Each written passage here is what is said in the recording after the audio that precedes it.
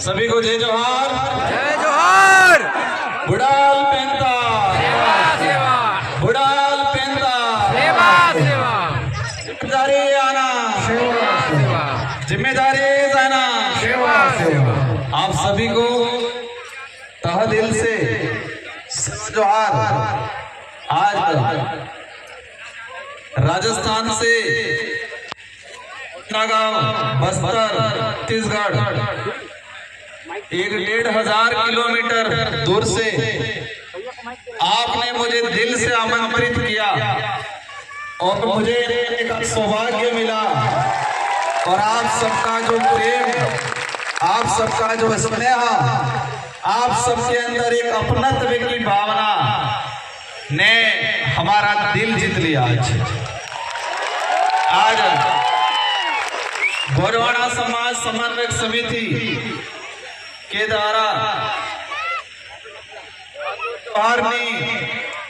कार्यक्रम हमारे आदिवासी समुदाय के पुरखों द्वारा इस फसली त्योहार को पूरे देश के अंदर मनाया जाता है। ये कि अलग अलग के अंदर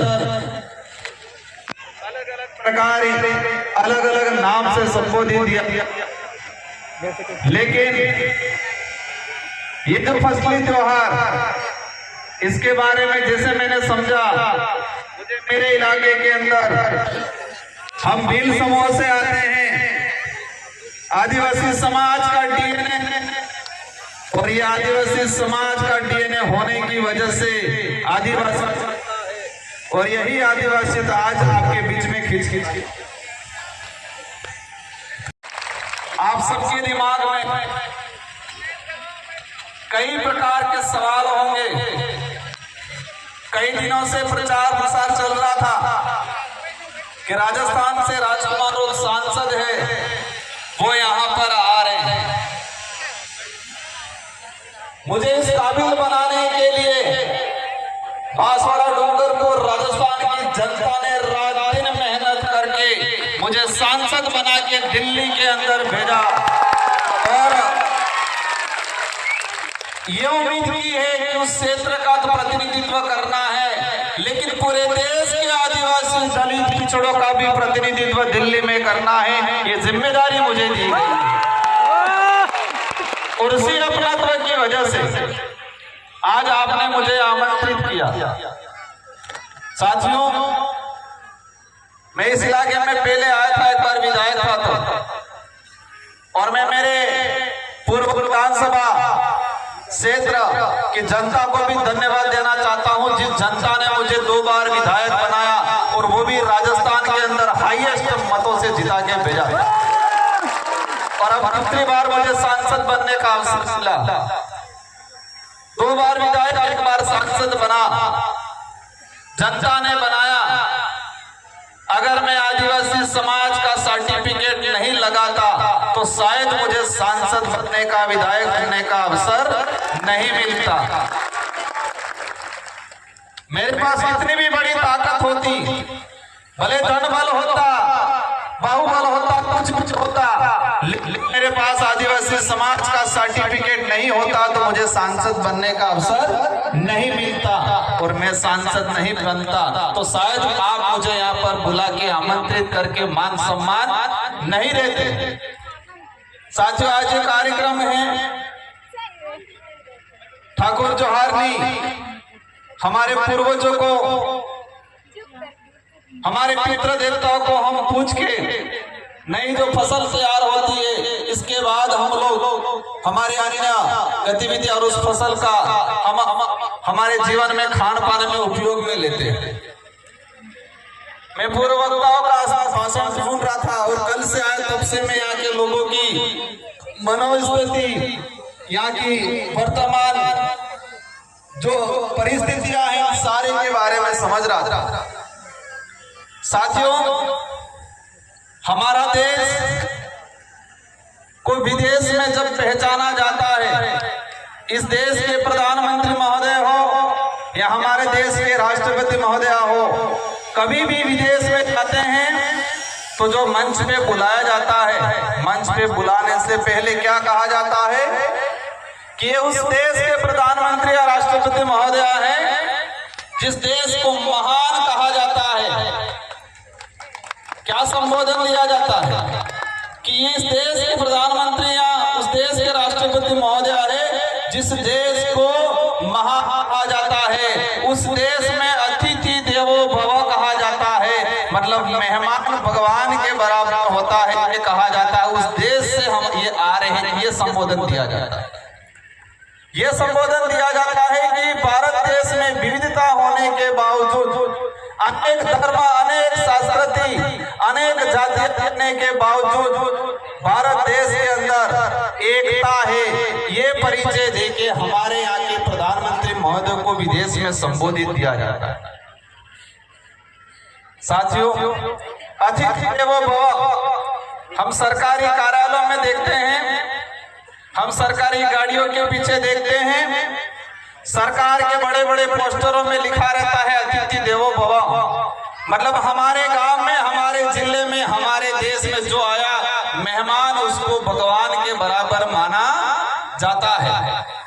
लेकिन ये शब्द ओनली फॉर आदिवासी इलाके के अंदर ही वर्तमान में स्थापित है, आदिवासी समुदाय में ही स्थापित है।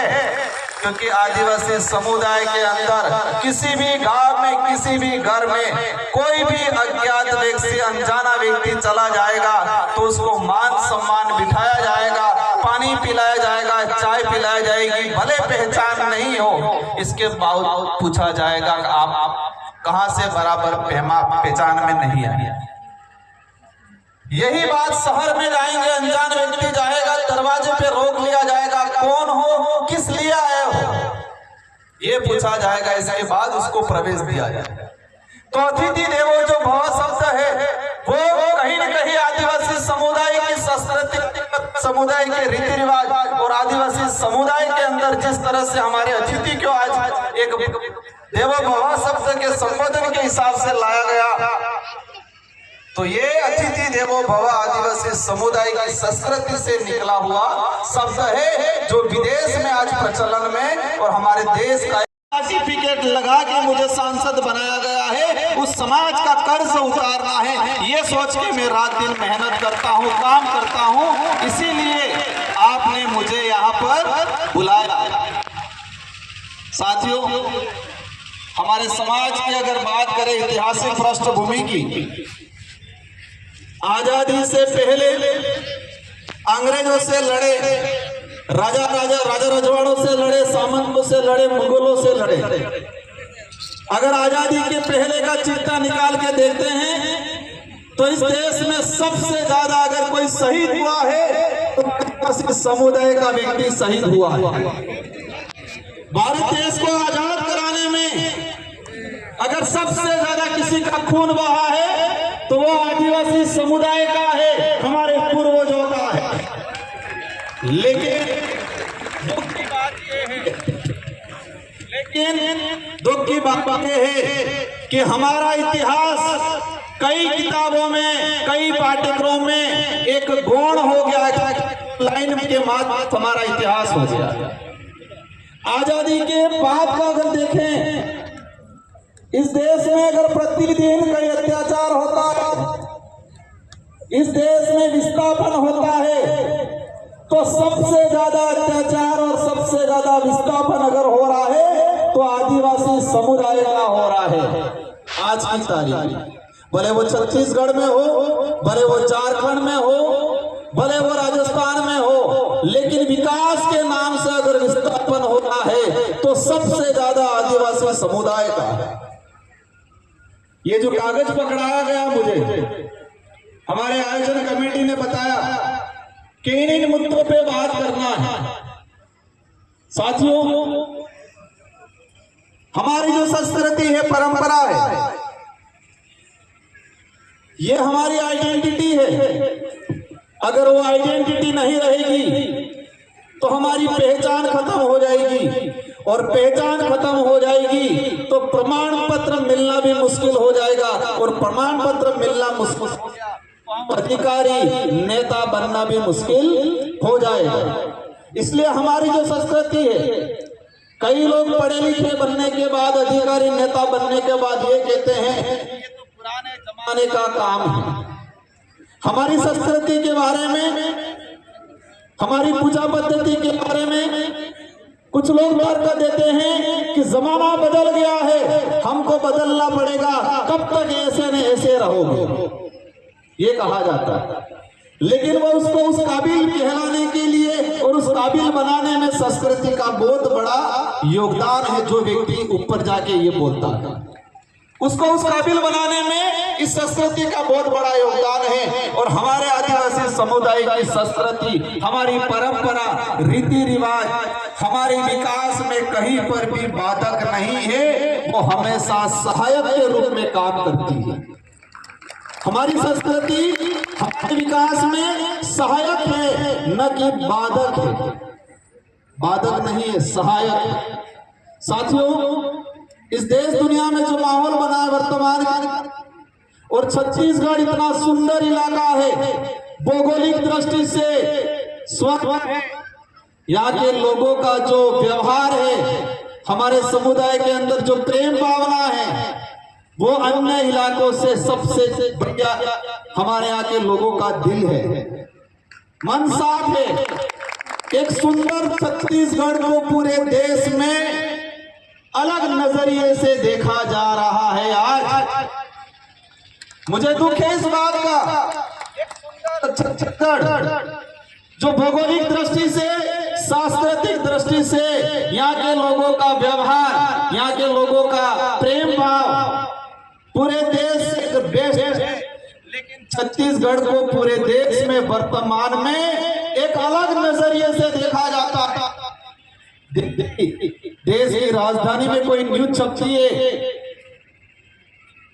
या हमारे राजस्थान में, अपने प्रदेश में कहीं भी छत्तीसगढ़ के बारे में सबसे पहले अगर कोई बात आती है, तो कोई भी न्यूज छपती है, तो एक ही बात बोली जाती है उस न्यूज में। क्या बोला जाता है कि नक्सलाइट इलाका।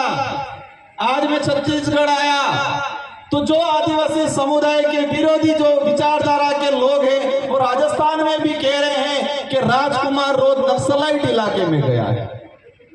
राजस्थान या किसी भी देश के कोने में ये किसी भी न्यूज़पेपर में आज तक ये नहीं छपा कि छत्तीसगढ़ भौगोलिक दृष्टि से सबसे सुंदर है, वहां पर आदिवासी समुदाय रहता है, और आदिवासी समुदाय की एक विशेष पहचान है, एक शानदार कल्चर है। ये कहीं नहीं बताया जाता, बस यही बताया जाता है कि छत्तीसगढ़ खराब है, एक कलंक लगा दिया है।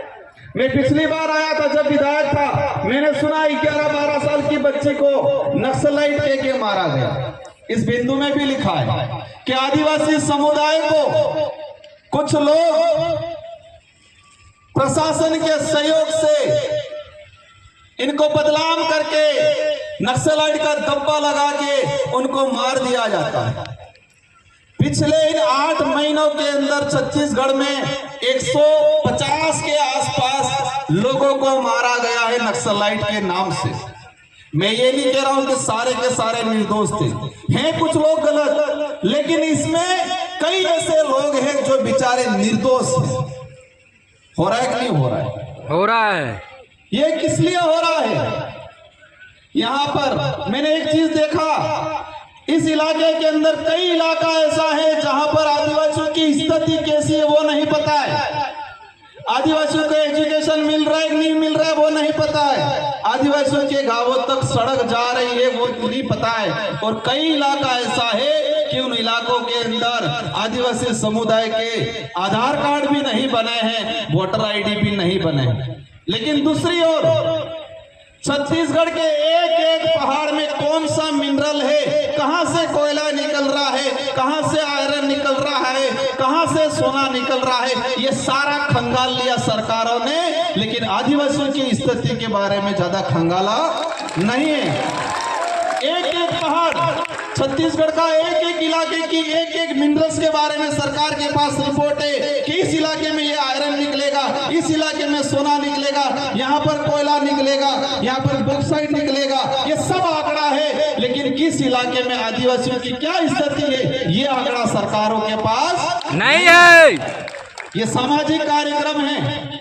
मैं यहाँ पर राजनीतिक बात नहीं करना चाहूंगा, लेकिन इसमें ये जो लिखा हुआ है कि आदिवासी समुदाय का विस्थापन, साथियों मैंने देखा पिछले समय में इस देश के अंदर टाइगर प्रोजेक्ट बनाए। 1972 के अंदर एक लाई सरकार, केंद्र सरकार, और पूरे देश में अभी तक 56 से 57 टाइगर प्रोजेक्ट किए, टाइगर प्रोजेक्ट बनाए, और इसमें से 70 से 80% टाइगर प्रोजेक्ट ओनली फॉर आदिवासी इलाके के अंदर बनाए जा रहे हैं। अब तक टाइगर प्रोजेक्ट के नाम से पूरे देश के अंदर पिछले जो समय निकला उसके अंदर हम निकाल के देखे तो 5,56,000 आदिवासियों को विस्थापित किया गया टाइगर प्रोजेक्ट के नाम से। आपके यहाँ पर भी शायद बीजापुर में टाइगर प्रोजेक्ट प्रस्तावित है। इससे चौंकन करने वाली बात, 1972 से लगा के 2021 तक 2.5 लाख आदिवासी विस्थापित हुए, लेकिन 2021 से 2024 तक मात्र 4 साल के अंदर 3 लाख लोग विस्थापित हुए।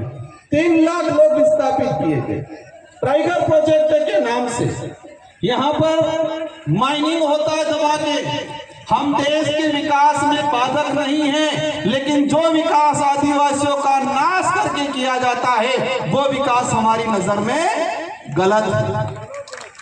हमने देखा पिछले इलाके के अंदर, फॉरेस्ट के अंदर जो आदिवासी रह रहा है वर्षों से, आजादी से पहले से, उसके लिए एनडीए की सरकार 2006 में फॉरेस्ट राइट एक्ट लाई,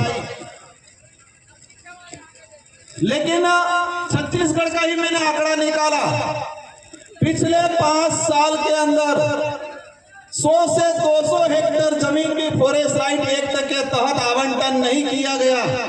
लेकिन पूरे देश में वन विभाग की 18,982 हेक्टेयर जमीन प्राइवेट कंपनियों को, कितने 18,982 हेक्टेयर जमीन प्राइवेट कंपनियों को फॉरेस्ट की जमीन दी गई। लेकिन एक बेचारा गरीब आदमी जो आजादी से पहले वन विभाग में रह रहा है, वो आज भी पट्टों के लिए तरस रहा है। आपके छत्तीसगढ़ के अंदर भी पिछले 5 साल के अंदर 2280 हेक्टेयर जमीन फॉरेस्ट की प्राइवेट कंपनियों को दिया गया, लेकिन छत्तीसगढ़ का आदिवासी समुदाय को 200-300 हेक्टेयर भी आज तक कितना चाहिए? उस आदमी को रहने के लिए 1 या 2 बीघा चाहिए, लेकिन वो भी आज तक नहीं मिल पाया है। साथियों, ये लड़ाई लंबी है, ये लड़ाई राजनीति करने की भी नहीं है। ये लड़ाई जो हमारे पुरखे लड़के गए, हम बिरसा मुंडा जी को याद करते हैं, गुंडाधर बाबा को याद करते हैं, तिलका मांझी को याद करते हैं। उन लोगों ने जल जंगल जमीन की लड़ाई लड़ी। हम जल जंगल जमीन का नारा जरूर लगा लेते हैं, लेकिन जल जंगल जमीन को उजाड़ कौन रहा है उसके बारे में आज भी अनभिज्ञ। हमने देखा छत्तीसगढ़ के अंदर बड़ी बड़ी कंपनियां आई, आप सभी आंदोलन करते हो क्योंकि आपकी जमीन हड़पी जाती है, आपको विस्थापित होना पड़ा है। एक रिसर्च कंपनी का डाटा आया कि देश के अंदर जो आदिवासी समुदाय है, इसमें से 70% आदिवासी अपने जीवन काल में एक बार विस्थापित होता है। अपने जीवन काल में 100-150 साल के अंदर आदिवासी समुदाय एक बार विस्थापित होता है। एक सर्वे रिपोर्ट आई। साथियों, हम विरोध करते हैं, आंदोलन करते हैं, लेकिन हमें यह भी ध्यान रखना है कि छत्तीसगढ़ इलाके के अंदर जो माइनिंग कंपनियां हैं, बड़ी बड़ी कंपनियां हैं, उस कंपनियों से चुनाव के दौरान इलेक्ट्रॉनिक बोर्ड के रूप में कौन पार्टियां चंदा ले रही है उस पर भी जाना पड़ेगा। हमारा बेचारा बोला पाला आदिवासी समुदाय क्या समझेगा इलेक्ट्रॉनिक बोर्ड? चुनाव के दौरान इलेक्ट्रॉनिक बोर्ड लीगली चंदा लिया जाता है।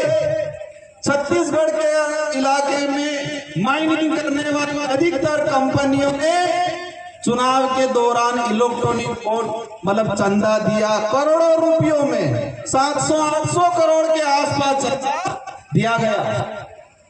अब ये हमारा भोला भाला समाज कैसे समझेगा? साथियों, नारायणपुर के अंदर थल से मैं आया, मुझे जानकारी मिली, मैंने न्यूज़पेपर में पढ़ा था। हम सेना का सम्मान करते हैं, जितना आदिवासी समुदाय इस देश की आजादी में लड़ा है, जो शहीद हुआ है, जो आज तक जो शहीद हुए हैं उनसे कई गुना है, हम सम्मान करते हैं। लेकिन आदिवासी समुदाय के अंदर सेना के प्रति गलत भावना लाने का काम वर्तमान में किया जा रहा है। वो भावना कैसे आएगी? क्योंकि आदिवासियों की जमीन के अगर सेना के कैंप लगाएंगे, थल सेना को यहाँ पर जो कैंप रेंज लगाया जा रहा है, तो आदिवासी और सेना के बीच में टकराव वाली स्थिति पैदा हो। पैसा एक्ट में प्रावधान है, शेड्यूल 5 में प्रावधान है कि 5वीं अनुसूची अंतर्गत आदिवासियों की जमीन न सरकार ले सकती है, न ही कोई गैर आदिवासी व्यक्ति ले सकता है। ये किसमें प्रावधान है? शेड्यूल 5 में प्रावधान है। सरकार भी किसी भी परियोजना को लगाने के लिए आदिवासियों की जमीन नहीं ले सकती है जब तक ग्राम सभा इसको सहमति नहीं देती। अब ये अधिकार कैसे ही मिला? 5वीं अनुसूची के अंदर ये अधिकार कैसे मिला हमको? किसी ने दान में दिया क्या? ये हमारे पुरखों ने लड़ा, अंग्रेजों से लोहा लिया, अपनी जान गंवाई। इसके बाद अंग्रेजों ने और संविधान निर्माताओं ने विचार किया कि ये समुदाय हजारों सालों से जल जंगल के जमीन की लड़ाई लड़ता आ रहा है, इसलिए उनको विशेष प्रावधान देना पड़ेगा ताकि आने वाले समय में इन जल जंगल जमीन नहीं उजाड़ी जाए। इसलिए 5वीं अनुसूची का प्रावधान किया गया। लेकिन आज ये नहीं हो रहा है। पैसा एक्ट की पालना नहीं हो रही है, शेड्यूल 5 के प्रावधानों की पालना नहीं हो रही है। बिना सहमति के हर जगह पे, मैं हसदेव गया था बीच में जब विधायक था, वहां पर जाके देखा फर्जी ग्राम सभा बना दिया गया। सरपंच को, ग्राम पंचायत को पता ही नहीं है, फर्जी ग्राम सभा बना दिया गया। इस तरह की जो गतिविधियां हो रही है, इस मंच में विराजमान सामाजिक संगठन और सभी पार्टियों के पदाधिकारियों से मेरा अनुरोध है कि हम जिस समाज का सर्टिफिकेट लगा के इस लेवल तक आए हैं, उसका कर्ज अदा करने का आपको काम करना है आने वाले समय में। हम चाहते हैं हमारे देश का विकास हो, हम भी चाहते हैं हमारा देश विश्व में सबसे बड़ी ताकतवर शक्ति बने, लेकिन आदिवासियों को खत्म करके उसको ताकतवर शक्ति नहीं बना सकते हम। साथियों, लंबे समय से हमारे इस इलाके के अंदर देखा गया है फर्जी प्रमाण पत्र वाला। कुछ लोग आदिवासियों से नफरत करते हैं, लेकिन रिजर्वेशन का लाभ लेने के लिए फर्जी प्रमाण पत्र पूरे देश में बनाए जा रहे हैं। आपके बस्तर में भी बनाए जाते होंगे, छत्तीसगढ़ में भी बनाए जा रहे हैं, पूरे राज्य में बनाए जा रहे हैं। साथियों, प्रमाण पत्र क्यों मिला हमें? हमारे यहाँ कपाल पे या हमारे पीछे कहीं लिखा नहीं है का आप आदिवासी? कहीं लिखा हुआ है क्या? एक तो डीएनए से पता चलेगा, दूसरा संस्कृति से पता चलेगा, कल्चर से पता चलेगा, पूजा पद्धति से पता चलेगा। लेकिन धीरे धीरे देश के अंदर हम देख रहे हैं कि हमारी संस्कृति पे कलम चढ़ाने का काम हो रहा है, हमारी पूजा पद्धति पे कलम चढ़ाने का काम हो रहा है। और धीरे धीरे हम पढ़े लिखे कई लोग संस्कृति को भूलने की बात भी किया जाता है। साथियों, एक लंबे समय से एक जंग छिड़ी रहती है पूरे देश के अंदर। मैं सांसद बन के गया है, हमारी लड़ाई आइडेंटिटी बचाने की है, लेकिन कर्म की बात इसलिए बार बार छेड़ी जाती है कि इस देश के अंदर हमने देखा कि आदिवासी समुदाय कई इलाके में ईसाई भी बना हुआ, कई इलाकों में आदिवासी समुदाय महाराष्ट्र का कुछ इलाका उधर मुस्लिम भी बना हुआ है, कुछ इलाकों में आदिवासी समुदाय हिंदू भी बना हुआ है, कुछ इलाकों में आदिवासी समुदाय सिख भी बना हुआ है। इस देश के प्रत्येक कोने में हर इलाके में आदिवासी समुदाय है, लेकिन अलग अलग धर्मों में बटा हुआ है। इसी वजह से छत्तीसगढ़ या बस्तर या किसी झारखंड में आदिवासी समुदाय पे अत्याचार होता है तो देश का आदिवासी एक नहीं हो पा रहा है। हम देखते हैं मणिपुर के अंदर भारत का हिस्सा है, मैतेई समुदाय और कुकी समुदाय, दोनों समुदाय आदिवासी है, लेकिन दोनों का धर्म अलग अलग है और धर्म की लड़ाई वो ऐसे मरे हैं, ऐसे लड़े हैं कि आपस में अपने एक दूसरे को काट रहे हैं। इसलिए हम कहते हैं कि आदिवासियों की अपना अलग से धर्म व्यवस्था होनी चाहिए। किसी को कुछ मानना है माने, हमें कोई दिक्कत नहीं, जिसको जो मानना है। इस देश का संविधान ऐसे हर व्यक्ति को अपने हिसाब से धर्म मानने का अधिकार देता है और इस देश का पहला उदाहरण भीमराव अंबेडकर जी अपने सब संविधान निर्माता, उन्होंने अक्टूबर 1956 में 4 लाख लोगों के साथ बौद्ध धर्म अपनाया। कौन सा धर्म अपनाया? बौद्ध धर्म। क्योंकि संविधान राइट देता है कि हर व्यक्ति को अपने हिसाब से अपनाना है, लेकिन यह सच्चाई है कि आदिवासी समुदाय की अपनी धर्म परंपरा, अपनी पूजा पद्धति अनेक धर्मों से अलग है और सभी धर्मों से पहले है। जिन धर्मों का निर्माण ही नहीं हुआ उस समय से आदिवासी समुदाय अपनी पूजा पद्धति करते हैं, लेकिन यह देखा गया है कि राजनीतिक लाभ लेने के लिए कुछ लोग सेवा अपनी राजनीतिक लाभ लेने के लिए कुछ लोग हमारे आदिवासी समुदाय को धर्मों में बांट के राज करना चाहते हैं। साथियों में कभी बोलता हूँ कि आदमी एक तो शरीर से विकलांग होता है, अपने हाथ पैर से, अगर हाथ पैर से विकलांग अपन को दिखता है कि इसका हाथ टूटा हुआ है, इसका पैर टूटा हुआ है, लेकिन इस देश में कुछ विचारधारा ऐसी है जो इंसान को दिमाग से विकलांग बनाने का काम करती है। मेरी बात को समझे होंगे आप? किस देश में कुछ विचारधारा ऐसी है जो हमारे समुदाय के कुछ लोगों को दिमागी रूप से, मानसिक रूप से विकलांग बनाने का काम करती है। हम आंखों से अंधा है उसको कह सकते हैं आगे खड्डा है, वो अपनी बात मान लेगा, लेकिन जो दिमाग से अंधा है उसको कहेंगे आगे खड्डा है, वो अपन से लड़ने के लिए आएगा। और यही हो रहा है आज। आप जब अधिकारों की बात करोगे, आप जो संस्कृति की बात करोगे, आप आदिवासी धर्म कोड की बात करोगे, सबसे पहले आप जो मानसिक रूप से विकलांग है वो आपके सामने आके खड़ा रहेगा, आपसे लड़ेगा। यही स्थिति पूरे देश के अंदर बनी हुई है। साथियों, रिजर्वेशन की बात करें, हमें ये दिक्कत है आज तक हमारे आदिवासी इलाके के अंदर अनेक कथाएं होती है, कुछ पार्टियां भी कराती है, हमें कोई दिक्कत नहीं, लेकिन हम ये चाहते हैं कि आदिवासियों का भला चाहते हो, आदिवासियों का भला चाहते हो तो दूसरी कथाएं लगे नहीं लगे, लेकिन संविधान की कथा भी लगाया करो कभी कि आदिवासियों के क्या क्या अधिकार है वो भी बताने की बात करो। सभी प्रकार की कथाएं चाहिए, सभी प्रकार के आयोजन होते हैं, लेकिन मेरा एक कहना है कि हमें दूसरी कथा लगे नहीं लगे, लेकिन संविधान के संबंधित कथा लगाया करो और इसमें आदिवासियों के क्या अधिकार है वो भी बताने की बात किया करो। हम लोग शिक्षा की बात करते हैं, शिक्षा कितने प्रकार की है? 3 प्रकार की शिक्षा है। पहली जो हमें परिवार से और समाज से सीखने को मिलता है। किससे मिलता है? परिवार से, समाज से सीखने को मिलता है, वो पहली शिक्षा है। और दूसरी शिक्षा जो पाठ्यक्रम के माध्यम से नौकरी प्राप्त करने के लिए मिलती है शिक्षा। और तीसरे नंबर की शिक्षा जो किसी पाठ्यक्रम में नहीं पढ़ाई जाती है वो शिक्षा है आपके संवैधानिक कई अधिकार, आपका इतिहास, आपका कल्चर, आपकी आइडेंटिटी, वो शिक्षा भी प्राप्त करने की जरूरत है। अब हम मोटा भी था उसको भी हटाने का काम किया है। एनसीईआरटी की 12वीं की किताब बिरसा मुंडा का इतिहास लिखा था, बिरसा मुंडा के उपदेश लिखे थे। बिरसा मुंडा ने कहा था कि आदिवासी समुदाय की पूजा पद्धति अनेक धर्मों अन्य धर्मों से अलग है, वो किसी भी धर्म में मेल नहीं खाती है। बिरसा मुंडा जी ने उपदेश दिया था।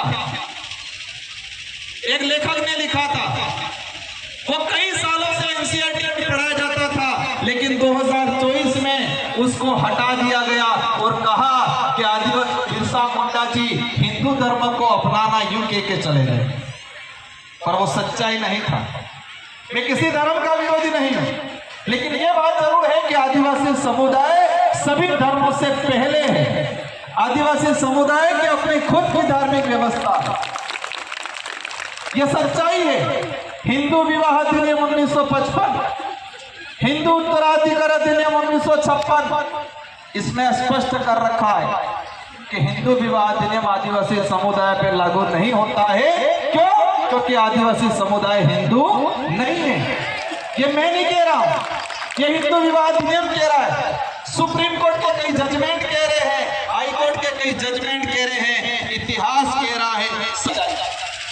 साथियों, आरक्षण की बात को मैंने थोड़ा अलग वे में थोड़ा लेके बताया। आरक्षण की बात करते हैं, यहाँ पर लिखा है कि आरक्षण 100% लागू किया जाए। कितना प्रतिशत? शेड्यूल एरिया के अंदर रिजर्वेशन 100% लागू किया जाए। क्या यह सच्चाई है?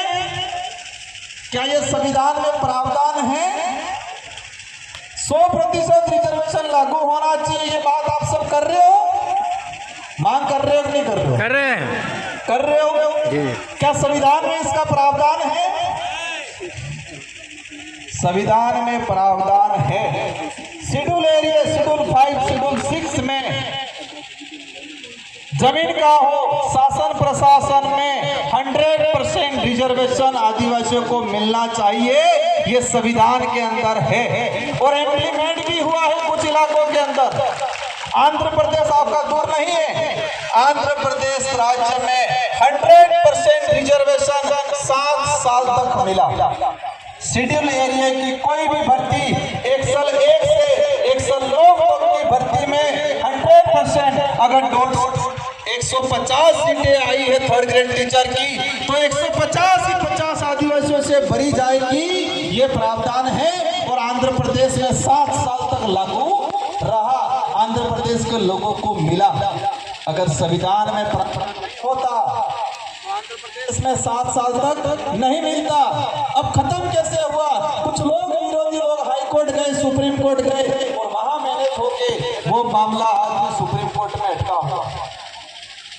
ये प्रावधान है, लेकिन संविधान के मंदिर की और सबसे बड़ा ग्रंथ है संविधान। उस ग्रंथ को कभी नहीं बांटा जाता है, बाकी ग्रंथ की किताबें बहुत बांटी जाती हैं। तो हमें संविधान के ग्रंथ है, उस ग्रंथ को समझना है, उस ग्रंथ को बांटना है, उसको ग्रहण करना है और उसमें हमारे क्या अधिकार हैं, उस अधिकार को समझना है। ये हम सबकी जिम्मेदारी है। हमने तो जिंदगी निकाल ली, आप सब भी निकाल लेंगे। आप भी संघर्ष कर रहे हो, हम भी संघर्ष कर रहे हैं, नेता बन के कर रहे हैं, पता नहीं कब क्या हो जाए। लेकिन हम आने वाली पीढ़ी को क्या देने जा रहे हैं? आप में आया, आपने पूजा पद्धति करवाई, हमारे पूर्वजों को आपने फूल माला पहनवाई मेरे से। क्यों पहनवाई? क्योंकि ये लोग हमारे लिए लड़ मर के गए, हमारे लिए जमीन निकाल के गए, हमारे अधिकार दिला के गए, इसलिए हम अगरबत्ती दिया पूजा पद्धति कर रहे हैं। कर रहे नहीं कर रहे? अगर इन्होंने हमारे लिए भलाई का काम नहीं किया होता तो आज हम उनकी पूजा पद्धति नहीं करते। और हम जो कर रहे हैं आज, हम आवश्यकता वाली भौतिक सुख सुविधा वाली जिंदगी जी के अधिकार खत्म करने वाले लोगों के साथ खड़े रह रहे हैं। तो आने वाले 40-50 साल बाद हमारी पीढ़ी जल जंगल जमीन से बाहर हो जाएगी, उनसे छीन लिया जाएगा, रिजर्वेशन खत्म हो जाएगा, पहचान खत्म हो जाएगी, उनकी धार्मिक व्यवस्था खत्म हो जाएगी। तब 50 साल बाद हमारी जो पीढ़ी है, हम हमारा अगरबत्ती दिया नहीं करेगी। करेगी? अपनी पूजा पद्धति करेगी, पूजा पाठ करेगी, क्योंकि क्योंकि हम तो हमारे अधिकार जो है वो खत्म करके जा रहे हैं। हम तो हमारी संस्कृति पे अन्य संस्कृति का कलम चढ़ा के जा रहे हैं। हम तो जो रिजर्वेशन खत्म हो रहा है उसके साथ जा रहे हैं। हमारे लोग टीचर बन गए, कांस्टेबल बन गए, कुछ आरएस अधिकारी सीआई बन गए, कुछ प्रोफेसर बन गए, हम खुश हो गए। लेकिन देश के अंदर सुप्रीम संस्था है, आईआईटीएन है, आईआईएम है, विश्वविद्यालय है, वहां पर छत्तीसगढ़ का एक भी आदिवासी प्रतिनिधित्व नहीं है आईआईटीएन में। पूरे देश के आईआईटीएन जो हैं, पूरे देश के विश्वविद्यालय हैं, यहाँ पर आदिवासियों का प्रतिनिधित्व 2.5% है आज भी। अगर 100 प्रोफेसर हैं विश्वविद्यालय में तो वहां पर 2 से 3% आदिवासियों का प्रतिनिधित्व है। और उसमें भी देखा जाए तो हमारे इलाके का आदिवासियों का प्रतिनिधित्व आज भी नहीं है। इसलिए साथियों, मेरा आज आने का उद्देश्य ये है कि हमारे अंदर जागरूकता है, हम हमारे अधिकारों को पहचाने, हमारा दुश्मन कौन है उनको पहचाने, और दुश्मन से लड़ाई हमको विचारों से लड़नी है। और हमारे विचारों में इतनी ताकत है कि आने वाले समय में अवश्य पूरे देश के आदिवासी समुदाय एक मंच पे आए। संविधान में प्रावधान इसलिए कर दिया है रिजर्व सीट का, ताकि उस समाज का एमएलए एमपी जाके समाज का प्रतिनिधित्व